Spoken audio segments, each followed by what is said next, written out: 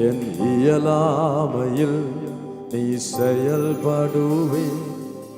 உம் கரம் என்னை விலகாதிருக்கும்.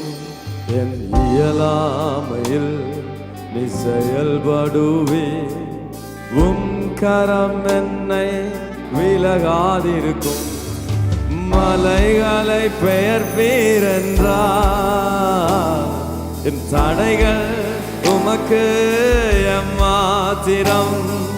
மரித்தோரை எழச் செய்தீர் என்றார், என் நோய்கள் உமக்கு எம்மாத்திரம்.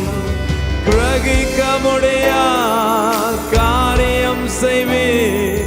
சர்வ ஞானியே உம்மை ஆராதிப்பேன்.